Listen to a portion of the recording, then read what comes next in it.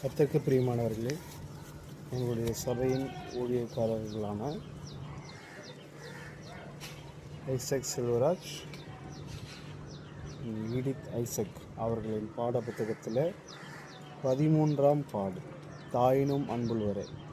இந்த பாடல் எங்கள் வாழ்க்கையில் ரொம்ப விசேஷமாக ஒரு சாட்சியாக இருக்குது. ஏன்னா எத்தனையோ சூழ்நிலையில் எங்களுக்கு ஆண்டவர் துணையாக நின்றுருக்காரு.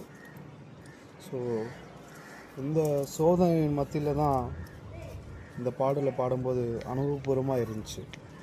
ஸோ இந்த பாடல் எழுதும்போது எங்கள் ஊழியரமாக கூட அவங்களோட வாழ்க்கையில் எத்தனையோ பாடுகளும் போராட்டங்களும் பார்த்ததுனால இந்த பாடலை எழுதியிருக்காங்க. அதில் ஒரு வரிகள் என்ன சொல்லுது அப்படின்னா, உலக மேன்மை வேண்டாம் ஐயா, உம் அன்பு ஒன்றே போதும் ஐயா, உம் நேச மார்பில் சாய்ந்து கொள்வேனே, உம்மை ஓயாமல் துதித்திடுவேனே. அவங்க ஒரு பெரிய கம்பெனியில் ஒர்க் பண்ணாங்க. அந்த கம்பெனியோடைய வேலையெல்லாம் விட்டுட்டு தேவனுடைய ஊழியத்தை செய்யணும்னு அவங்களுடைய லக்ஸரியான வாழ்க்கையெல்லாம் விட்டுட்டு, அந்த உலக மேன்மையெல்லாம் விட்டுட்டு கர்த்தருக்கு பிரியமான காரியங்களை செய்ய புறப்பட்டாங்க. இன்றைக்கு அநேக ஆத்துமாக்கள் ஆதாயப்படுத்தி கர்த்தருக்கு சாட்சியாக வைத்திருக்கிறாங்க. கர்த்தருக்கு மகிமை உண்டாவதாக. இந்த பாடலை இதோ உங்களுக்கு முன்பாக.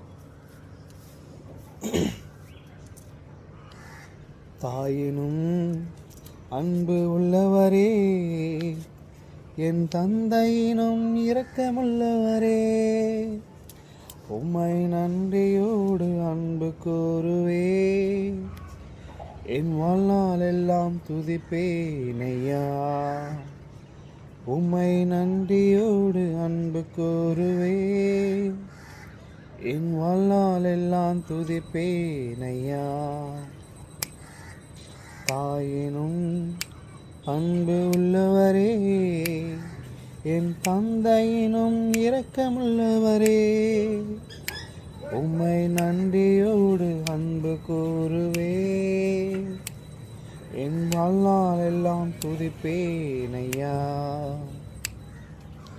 உலகமேன்மை வேண்டாமையா, உம் அன்பு ஒன்றே போதுமையா. உலகமேன்மை வேண்டாமையா, உம் அன்பு ஒன்றே போதுமையா. உம் நேச மார்பில் சாய்ந்து கொள்வேனே, உம்மை ஓயா